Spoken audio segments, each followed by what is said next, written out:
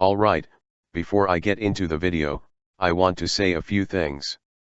Thank you viewer for taking the time to look at my video, it means a lot. Also make sure to subscribe if you are new here. Idiot kid almost got me severely injured. So I was riding my bike. It was downhill so I was going fast and I enjoy the speed. Then this kid comes out of nowhere and throws a rock at me, causing me to almost crash into a tree. My ribs hurt like crazy. I tell the kid, who is like 7, not to do that and he goes fuck off, faggot. I'm really taken back so I just decide to go and his mom used instant transmission, used 50 mana, and just suddenly appears in my face going what the fuck do you think you're doing? Why did you molest and shout at my kid? I'm just sitting here like what the actual fuck.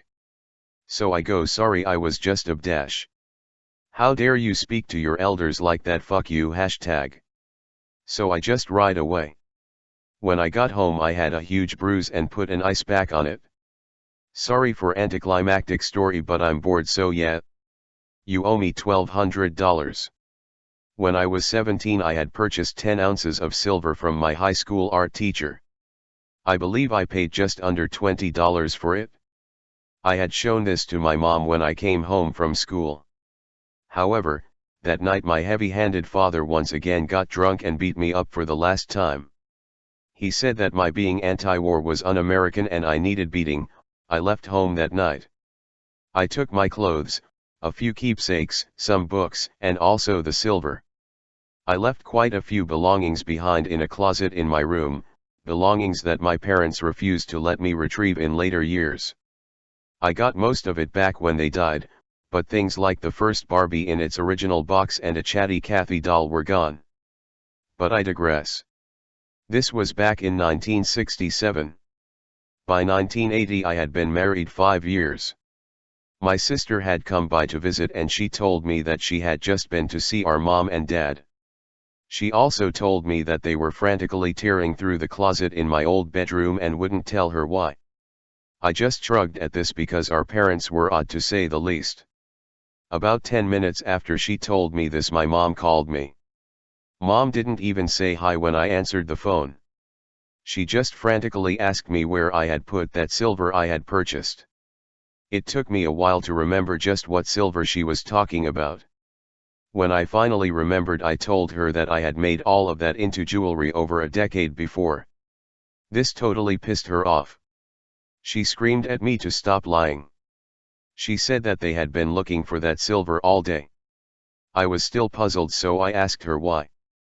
That is when she told me that the silver price was nearly $50 an ounce at that moment and she knew that I had several ounces of it and I needed to tell her where it was right now.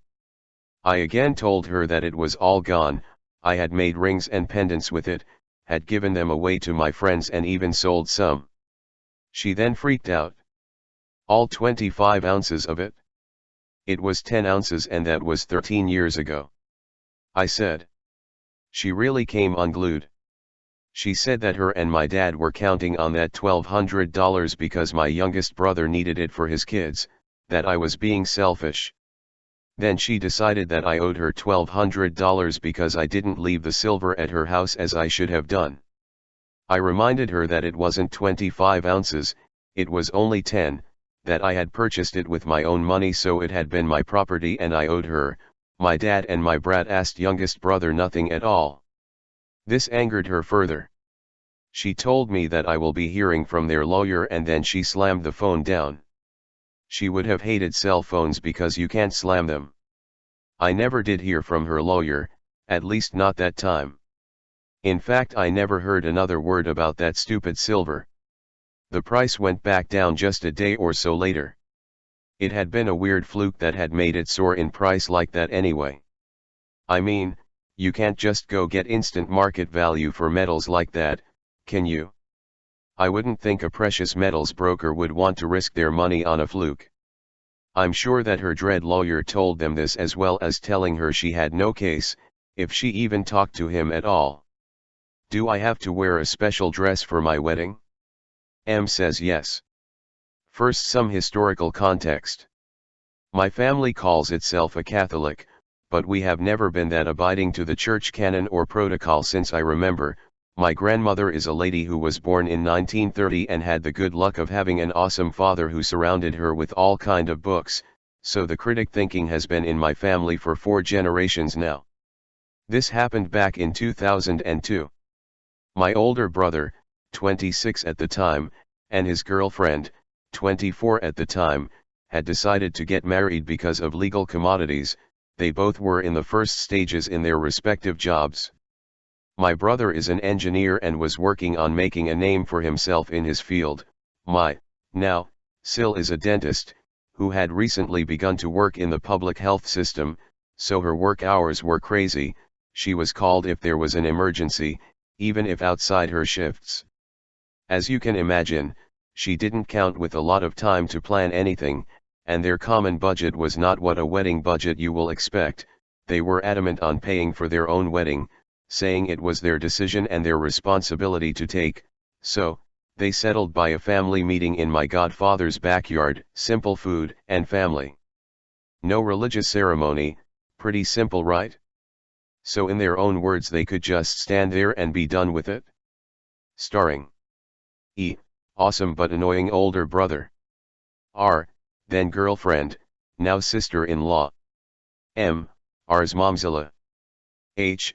R's sister. MB, middle brother, older than me, younger than E. M.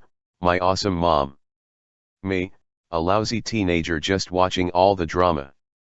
It all begun the night they told us they were planning to marry. Everyone said the mandatory congratulations and asked about plans, parents planning budgets and all that. My mom says she can help with the party, even if it's not traditional, and ours parents can pay for the church and all the religious ceremony thing involved. Here comes the our crap, our money from the bride and groom. My mom looks at my brother with pride, she always does, even if he's just kicking a rock XD. M then says that if they need something, to feel free to ask her or her husband. And that, of course, her gift would be the dress. She has seen a couple in a brochure from this shop that is a dream. R. Do I have to wear a special dress? M looks at her as if she has just spewed her undeniable love towards Thulu. M. Of course you do. It's your wedding. E. I feel like we should clarify this. There's not gonna be a religious ceremony, or a big event. We are getting married because it's convenient for us. Me, happily eating spaghetti bolognese. Then began the first blackmail fit. M began sobbing. How could they disrespect the church in that way?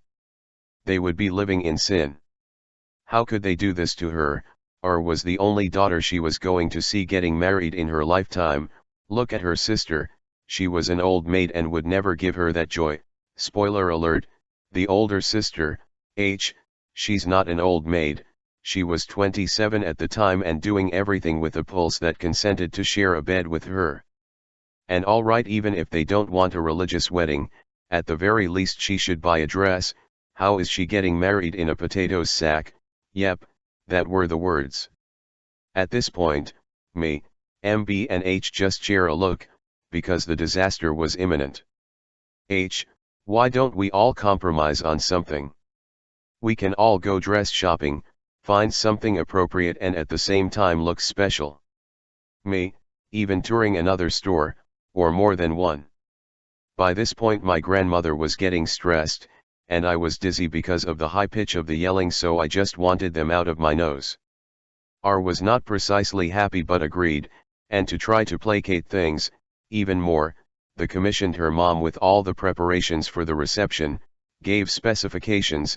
I heard her saying something small like 15 times, and the card with the money. She claimed that with the little time her job left this would be better. We all thought it was true. The day of the shopping, I was dragged with them along with my moms. I have never been fond of shopping trips, I find them boring and my medical condition is not precisely ideal for them, but I complied. I saw R getting stuffed in God knows how many dresses. M was in heaven, saying one and the other were prettier than the last one. But at the end of the day this was a civil wedding, so R chose one that was not a wedding dress. It was white, but just above the knee, with long sleeves. The fabric was the sparkle of the entire thing, not a single shine, rainstone, or something remotely wedding-esque. Blackout cut to 3 weeks before the wedding. I was in the patio arranging things to get my dog home. She has just been born, when I see R rushing in with a giant box in tow. R is little, shorter than me, and I am 1.56 mt giant. She looked pretty upset and my brother wasn't home, so I rushed behind her to see if she was okay. When I asked her what happened, she sputtered, threw the box away as if it burned, and began walking our living room. I tried to sit her down, talk to her until she was a little bit more collected, and offer juice. In this house I'm the only person who has ever enjoyed alcoholic drinks, and I was 15 at the moment, and while I went to fetch it, I called my brother and shouted for my mom for reinforcements. After the things have calmed a little bit, my mom consoling her, for we didn't even know why my brother finally arrived. R shows the box. It's a giant dress, with all the looks of a meringue cupcake, ruffles, rainstones, a heart-shaped cleavage, a veil, and I think even gloves, I'm not that sure, and R began to cry. The dress was the least of the problems.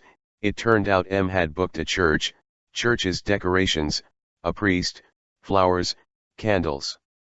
And for the reception a 5-course banquet, a giant designer's cake, decorators because they have to make my godfather's backyard look presentable, and chosen the invitations. All of this paying with the card they gave her, which was perhaps around 10% or something of the like of the total price for all the nonsense. Obviously, they got everything returned, have a couple of problems with some people who do not accept cancellations, but the bank took care of it. The story has a happy ending though.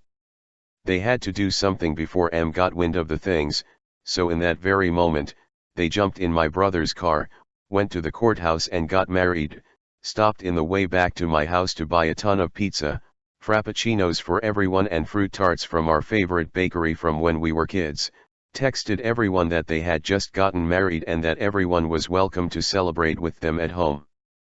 When R's dad and sister arrived, they said M was deeply hurt and offended, and that she was not putting a foot in that ridiculous party, not after the disregard of all her efforts and job. It was better for everybody. Today they're still married, have a teenage kid who is both joy and work but who we all love deeply. M is still there, sometimes making a fuss, but my brother has gotten very good at handling her. Give your phone to my son. I used to go to the math tutor, and in the group there were other younger kids too. When teacher left the room, one kid starts looking at my phone. I thought he liked the case, it would change colors when you touched it. Op, wanna try?